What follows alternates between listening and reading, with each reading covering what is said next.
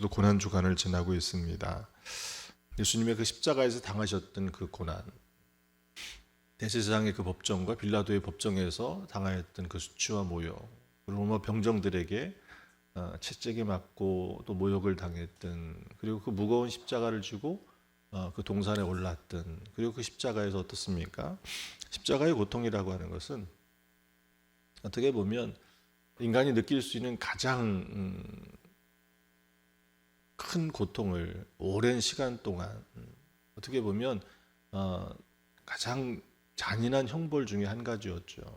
육신의 고통만 당하는 것이 아니라 그런 수치심, 또 영적 모욕까지 당했던 바로 그 자리.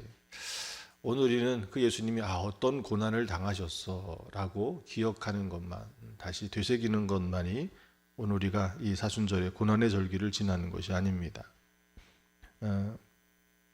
이 고난을 지나고 나서 결국 우리의 삶 가운데 무엇이 드러나져야 됩니까?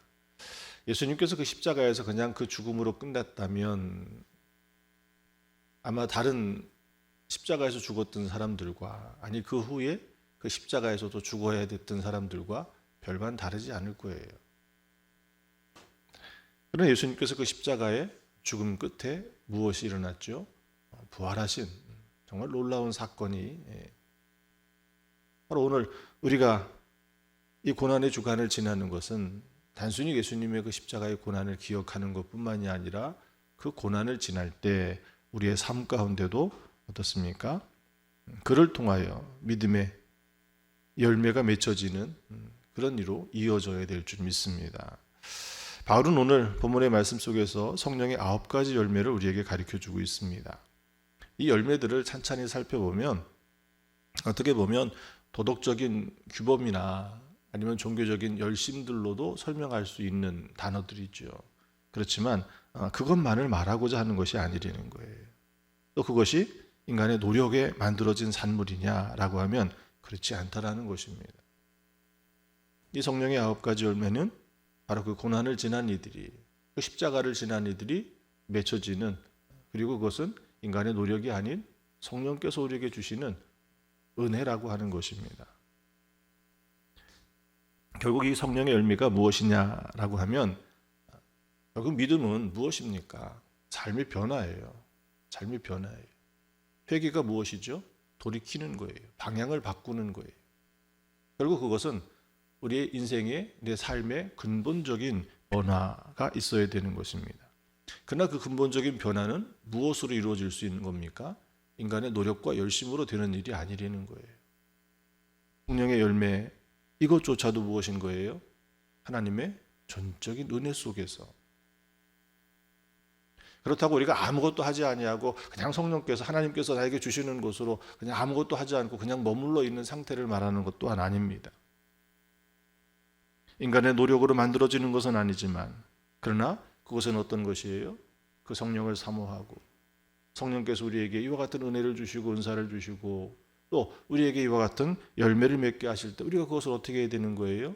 성령께 우리의 몸을, 우리의 삶을 내어드리고, 또 그것을 위해서 우리도 어떻습니까? 그것에 힘써 쫓아가는 믿음의 삶이, 믿음의 경주가 그 안에 있어야 될 줄 믿습니다.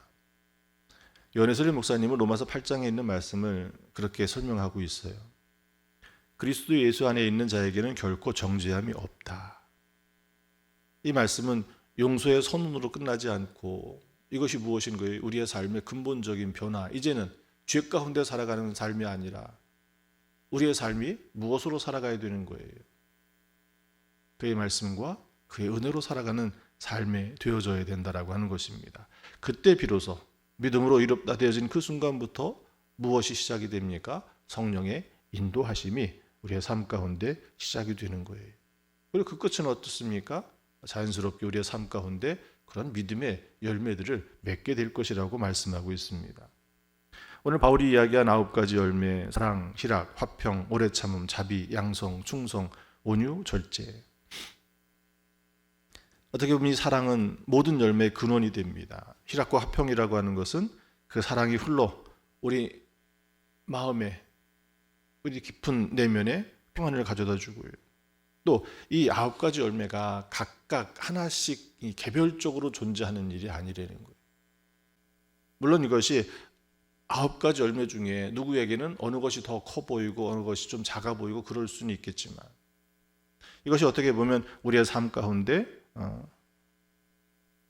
그래서 우리는 이 은혜를 사모하면서 내 삶 가운데 내가 부족하고 연약한 부분이 있다면 더 은혜를 구하고 그 부분을 더 세워갈 수 있도록 기도하고 또 말씀 안에서 주 안에서 훈련하는 일들이 우리에게 있어져서 우리의 성품 가운데 이 9가지 열매가 더 풍성하게 일어나게 해야 될 줄 믿습니다.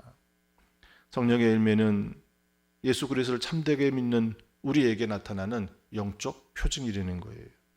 오늘 정말 이 열매들이 우리 삶 가운데 맺혀 있는가 진지하게 우리 자신을 돌아보시기 바랍니다.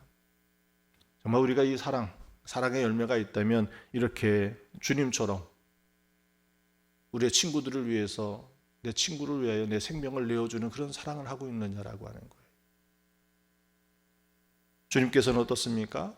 그 십자가 그 밑에 주님을 저주하고 주님을 십자가에 매달았던 그들을 용서하고 계시더라는 거예요. 오늘 이 고난의 절기를 지나며 우리가 감당해야 될 믿음의 분량인 줄 믿습니다. 성령의 열매는 결국 무엇인 겁니까? 24절에 바울이 말하는 것처럼 그리스도 예수의 사람들은 육체와 함께 그 정욕과 탐심을 십자가에 못 박았느니라 라고 말씀하신 이 말씀처럼 십자가에 못 박을 때 이것은 결국 무엇인 거예요? 나를 부인하고 예수 그리스도로 십자가에서 내가 죽고 예수로 사는 삶을 살아갈 때 맺혀지는 것이라는 겁니다. 외슬림 목사님은 성령의 사람은 육체의 욕망을 극복하고 오히려 그리스도의 영을 따라 살아가는 사람이다라고 이야기합니다. 오늘 여기서 말하는 육체는 단순히 우리의 몸만을 가리키는 것이 아닙니다. 무엇을 가리키는 거예요? 우리의 타락한 본성, 죄의 성향. 오늘 우리가 인정해야 될 것은 무엇입니까? 예수 그리스도 안에 사는 우리조차도 내면에 여전히 무엇이 남아있다는 거예요? 교만과 분노와 음욕과 탐심의 씨앗들이 남아있다라고 하는 것을 인정해야 돼요. 그렇지만 어떻습니까? 성령으로 산다라고 하는 것은 끊임없이 우리 본성 속에 남아있는 이것과 영적 싸움을 싸워 이기는 자리예요.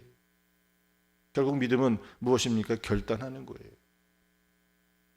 바울도 그런 고백을 하잖아요. 내 마음에 2가지. 무엇이 싸우고 있습니까? 육신의 소욕과 성령의 법이 끊임없이 내 안에서. 그러나 우리는 어떻습니까? 무엇을 택해가는 사람이에요? 예수 그리스도.